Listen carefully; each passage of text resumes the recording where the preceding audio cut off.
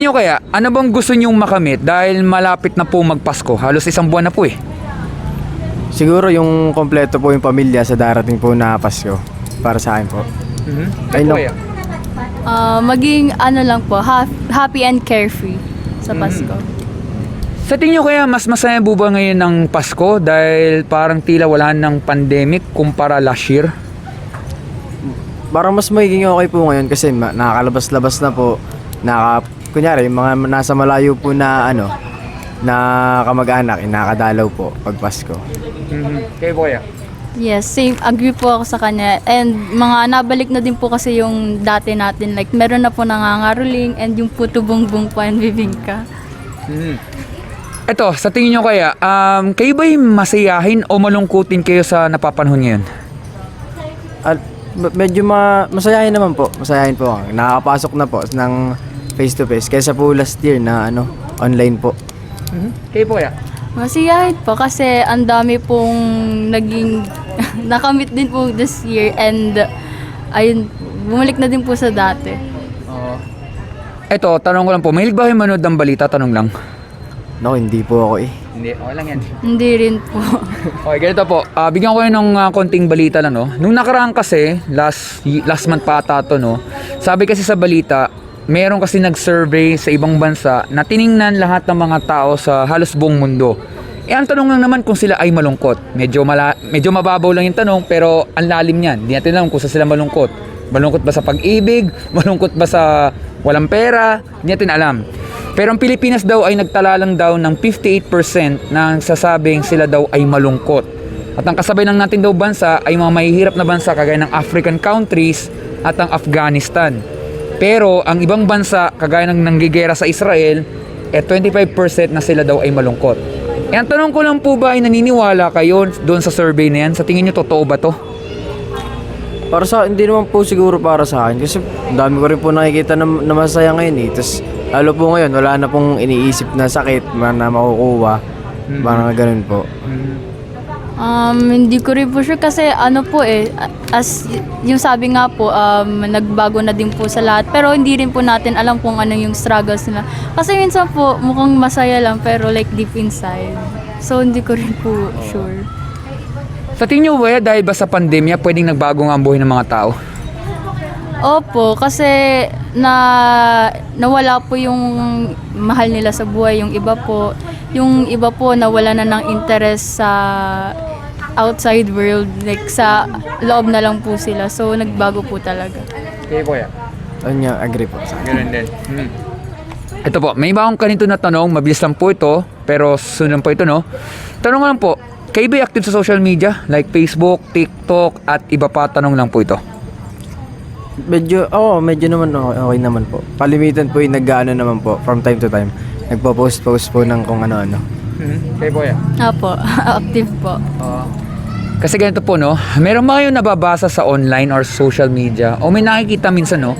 Kung bakit may pandemya, may gera, may karahasan at iba pong nangyayari sa paligid dahil parang punot dulo daw lahat ng tayo nagkasala. Kaya merong kamatayan at meron pong pagsubok. Narinig mo ba ito minsan? Ulit. Ulitin ko po.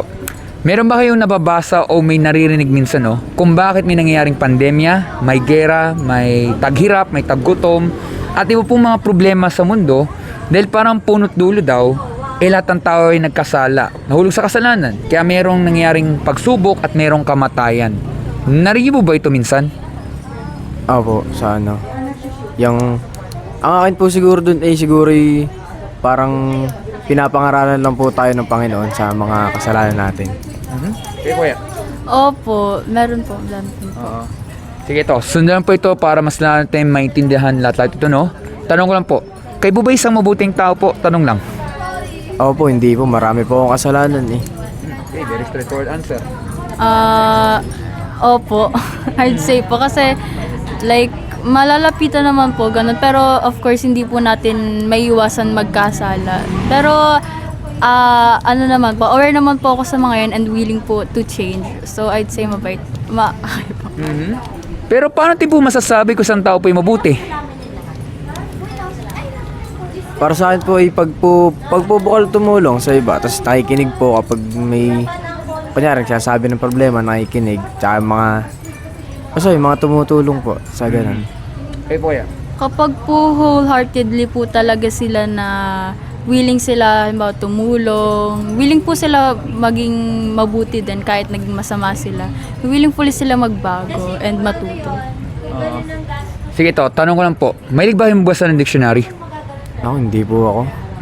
Hindi po dictionary. Okay lang, bigyan ko kasi kayo ng konting kalaman, libre lang po ito, no? Sabi kasi sa dictionary, pag sinabi daw ng mabuti daw o good, ito daw ang tinatawag na moral excellent o morally upright. Isipin ng moral, ugali ng tao sa karakter sa panloob para sabihin na siya ay mabuting tao. Pero ang problema kasi, kung talaga mabuti isang tao, dapat kasi wala siyang ginagawang kasalanan, wala daw siyang ginagawang krimen, at wala daw sinasaktan na tao kahit sanggol. Kasi nga excellence eh. Pero tingnan natin po itong pinagsasabi ng dictionary mula sa mga mabibilis na tanong kung talagang tutugma na tayo talaga ay mabuting tao. Kagaya nito, kayo ba ay nakapagsinungaling po sa tanong buhay niyo po? Maraming beses na po ako. Opo. Problema, lahat na po tayo ay bagsak. Hindi pa nga pasang away, baka wala pang score. Kasi lahat talaga tayo ay bumagsak. Dahil ang unang matutunan ng bata ay magsinungaling at lahat talaga tayo dito ay pumalpak. Pero ito po, kayo ba yung nakapagnakaw po ng isang gamit, kahit po lapis, ballpen, barya, kahit ano pang halaga yan, kahit yung mga dinadaan sa internet na walang permiso? Hindi ko na po tanda, pero sa tagal ko na rin pong estudyante, siguro meron na po. May best na po na ano. Meron na din po. Pero yung maliliit na bagay lang po like you've mentioned. Siyempre, kung yan medyo matibay ang batas na yan, wala na tayo sa Sampaloc Lake, ayun lang yung police station, lahat na tayo nasa kulungan na. Kasi ganun kabigat eh. Pero parang sinasabi lang, hindi natin kailangan magnakaw ng 1 milyon or 1 piso. Kaya lang tayo nagnanakaw kasi gusto natin isang bagay na walang kahirap-hirap. Eh yun nga lang, lahat talaga tayo dito, bagsak. Kasi pag may nakita isang bagay, kukuhanin na natin kaagad na wala talagang permiso. Kaya lahat talaga tayo dito halos ay natutukso. Na-appreciate ko po yung patience and honesty, pero ito po, kayo ba yung nakaras na maggalit isang tao minsan? Lalo pag kayo nawawala sa mood. Opo, nakaranas naman po. Opo. Nawawala ba stress natin pag tayo nagagalit o lalong tumitindi po? Lalong tumitindi po eh. Pag nagagalit po. Lalo po tumitindi. Siyempre normal naman po pag tayo pong gagalit, siyempre masasaktan. Alam mo po tayong tatawa, ngingiti. Baka baliw na po isang tao, kaya siya ay manhid at hindi niya nararanasan na siya ay nasasaktan. Pero may sinasabi lang kasi na hindi din kailangan barilin, sampalin, suntukin o kahit ano. Magsabi ka lang daw ng masasakit na salita kahit hindi ka marunong magmura, parang nakapatay na pala tayong tao pero hindi po literal. Galing sa ating puso. Yun nga lang, marami talaga sa atin doon ang guilty. Pero ito po, nagagamit yung minsan ng pangalan ng Panginoon sa walang kabulan. Minsan pag kayo nagugulat, napapa-OM, alam niyo na po yun? Opo, ako po. Opo. Mahal niyo ba nanay niyo? Tanong lang. Mahal ko po si mami. Super po. Super, no? So, halimbawa, nandito tayo sa Sampaloc Lake, no? So, nananahimik lang kayo. Wag naman po sana na kunwari, biglang yung mata nyo, halimbawa, ay napuwing, tapos kunwari, napamura, or something may ganun-ganon. Instead na OM na pangalan ng Panginoon, pangalan ng nanay nyo na kahit walang kinalaman sa pagpuwing ng mata, kunwari. Kasi mahangin kasi ngayon, di ba? Gagamitin nyo ba ang pangalan ng nanay nyo dito kahit wala siyang kinalaman sa pagkapuwing ng mata mo, bigyan na lang kayo magmumura? Hindi po. Ako. Hindi rin po. Bakit po? Ay ano po yun eh. Nanay ko po. Ay pag po siguro kapag yung nagulat lang po, ay na yun mismo sasabihin. Kasi yun na po yung nakakaanan. Nakasanayan. Like you said po, pag unintentionally nga po siguro, kung sanay po ako doon, then, pero kung ngayon po intentionally, parang hindi po. Siyempre ano man mangyari po, dapat hindi natin pwedeng banggitin ang pangalan ng nanay natin. Nanay natin yun eh, yun na yung sagot doon. Meron tayong respeto sa magulang natin. Kasi kung tayo meron respeto sa magulang, dapat meron tayong respeto sa Panginoon dahil siya ang naglikha ng mundo sa kabutihan. Tayo lang gumagawa ng kapahamakan. Kaya hindi porket ito'y binabanggit ng maraming tao na normal lang yan, hindi sabihin yun ang tamang sagot. Ibig sabihin lang, di nila alam na yun yung tamang sagot. Kasi ang tawag doon ay blasphemy o pambabastos. Na hindi nilulugod ang Panginoon doon na nagagamit na lang kanyang pangalan ng nadudungisan na lang. Yun nga lang, marami taga sa atin doon ang guilty. Nilino ko po, hindi ko po hinuhusgahan. Ito'y para lang malaman kung tayo po'y mabuting tao. Kaya ang ginamit kong pronoun ay third person. Tayo, napakasimple lamang na vocabulary lang yan. Sabihin, hindi lang kayong dalawa lang. tayo pong lahat na 9 billion na tao na i-judge. Sa tingin nyo kaya, kung tayo po mamamatay at tayo husgahan ng Panginoon, di lang kayong dalawa, lahat. Sa tingin nyo, tayo ba'y guilty? O innocent po tayong lahat? Guilty po tayong lahat. Guilty po. Sa tingin nyo kaya, sa inyong sarili, saan ka kayo pupunta? Tanong lang. Sa langit kaya o sa impyerno po kayo pupunta? Tanong lang. Pag po, sa akin po, pagka naman po yung judgment day, ano naman po ako eh. Aminin ko po yung mga kasalanan ko, tas willing naman po kung ano pong gusto ng Panginoon para sa akin. Agree po sa kanya. Ganun din. Pero mag-aalala po kayo kung kayo sa impyerno ilalagay. Mag-aalala po. Ako. Same. Siyempre mag-aalala po talaga tayo na mangyari. Kasi ganito lang yan. Mahal niyo ba sarili niyo? Mahal ko po sarili ko. Opo.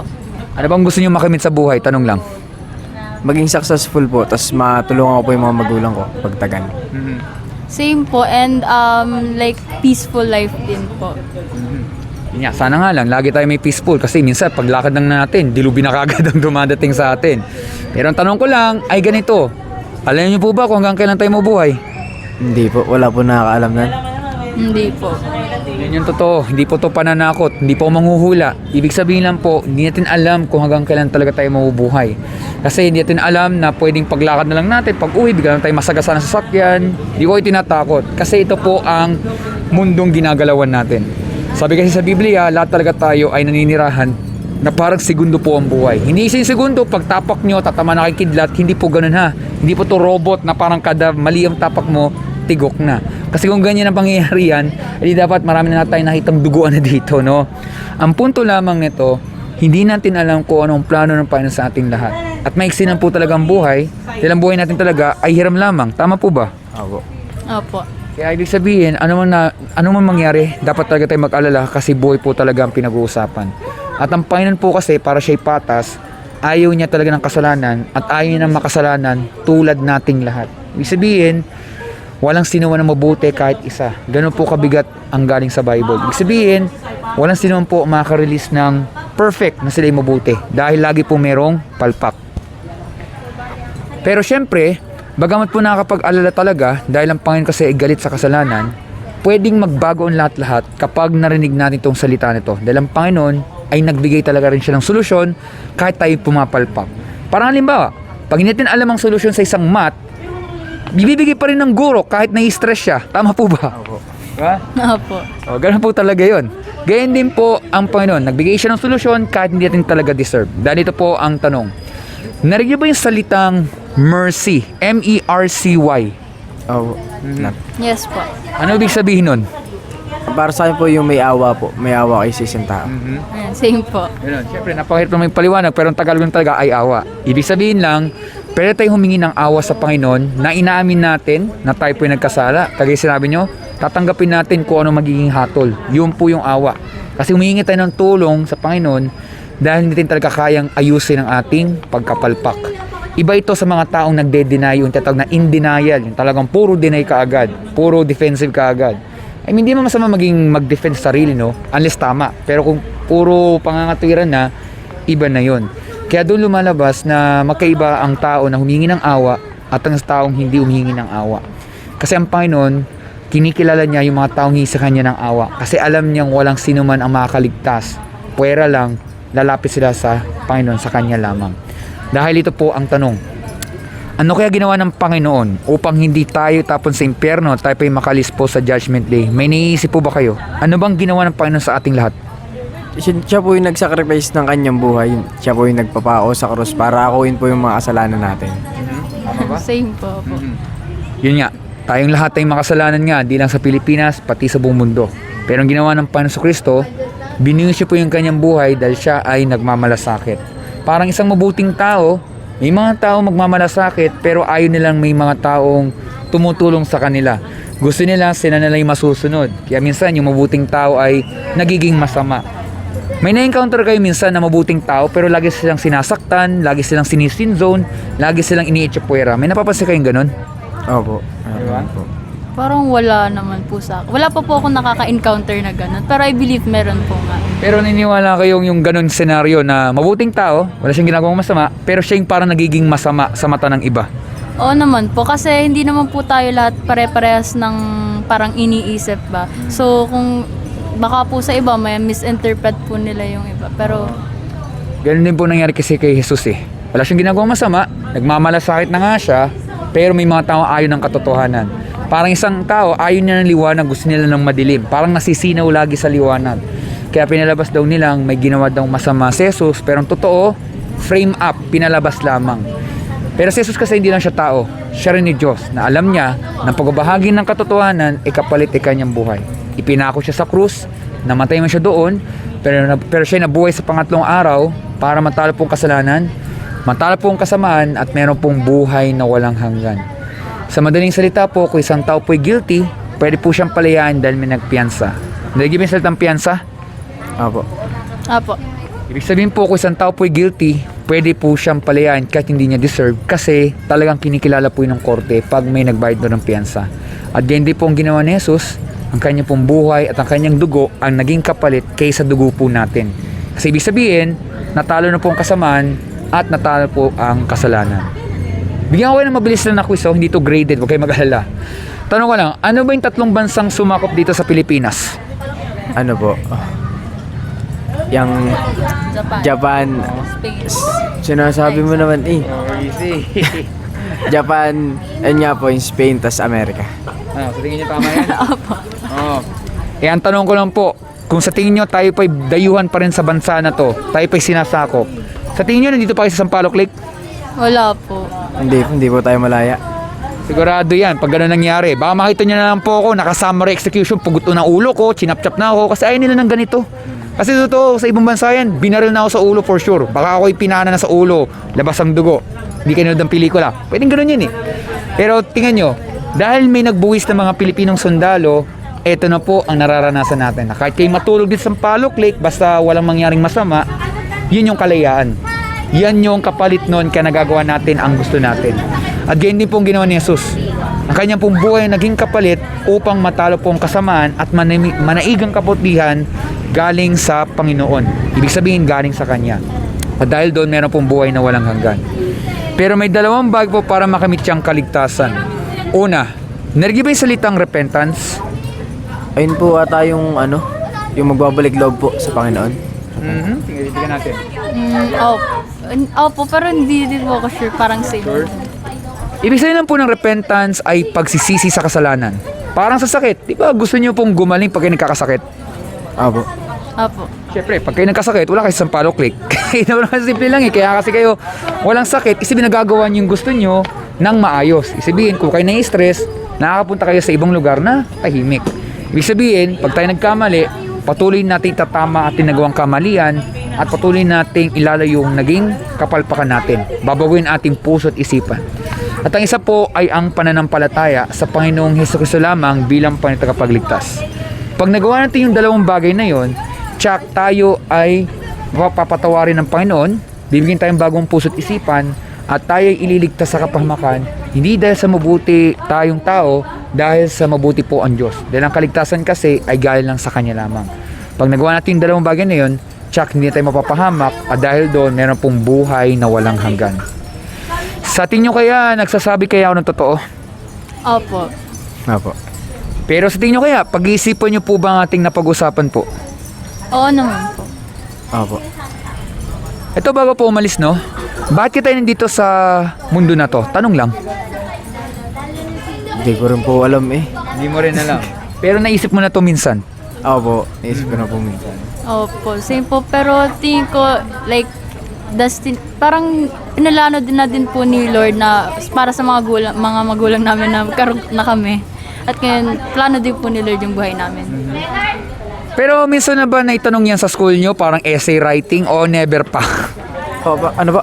Naranasan na ba yung isagutin niyan sa isang essay writing? Yung kunwari, ba't kayo nandito sa mundo? Ano ba ganito? O never pa? Hindi pa po. Hindi pa po. Wow, matindi talaga kasi kung tutusin, dapat tinatanong kasi syempre, estudyante kayo para at least alam nyo kung ano pwedeng mangyari. At least aware kayo. Kasi, bagaman natin alam ang future, pero at least kayo ay aware. Kasi nga reality.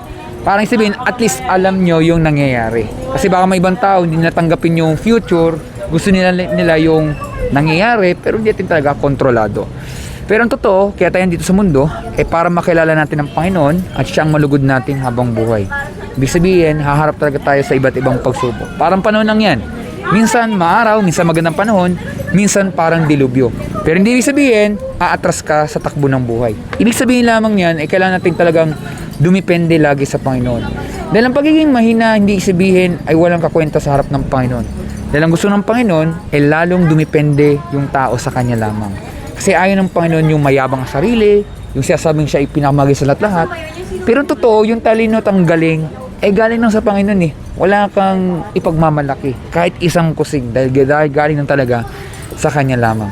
Kaya ibig sabihin, talagang normal talaga na magiging dapat ating pagsubok talaga, yung ating mapangyari, yung dumipende tayo sa Kanya lamang.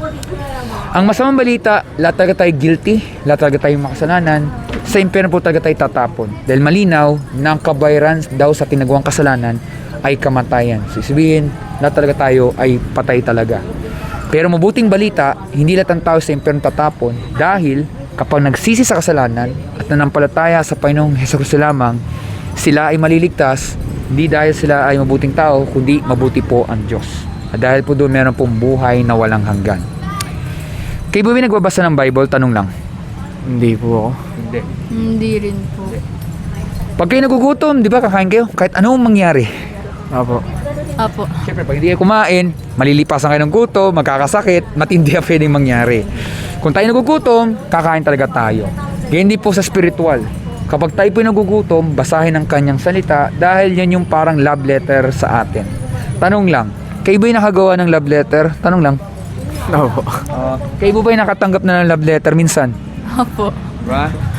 Pero ang Panginoon po, parang gumawa siya ng love letter sa ating lahat. Di lang kayong dalawa, lahat po ng tao. Yan kasi ang dahilan kung ba't tayo nandito sa mundo. Dahil tayo nilikha ng Panginoon sa kanyang imahe. So gusto niya, yung kanyang salita ay maintindihan ng mga tao. Kasi yun yung maging gabay natin upang hindi tayo mapahamak. Kasi tandaan natin, ang tukso, nasa tabi-tabi lamang yan. Napakatindi yan. Pag hindi natin nakontrol yan, kapahamakan na maaaring mangyari. Pero pag binasa natin ang kanyang salita, yan yung maging armas natin para hindi tayo lagi natutukso. Ibig sabihin, nagtitiwala tayo sa Kanya lamang at tayo humingi sa Kanya ng tulong at yung magiging salita, magiging sandigan natin anuman ang mangyari. Dahil pag hindi tayo sumuko sa buhay at tayo nagtiwala sa Kanya lamang, tsak, tayo hindi mapapahamak at tayo pa'y maliligtas yan dahil yan sa biyaya ng Panginoon kapag tayo nagsisi sa mga kasalanan at nanampalataya sa Kanya lamang. At dahil doon, meron pong buhay na walang hanggan. Maraming salamat po at meron ba yung katanungan po? Wala naman po. Wala naman po. Maraming salamat po at mag-ingat po kayo. Thank you po. Thank you po. Thank you po, kuya.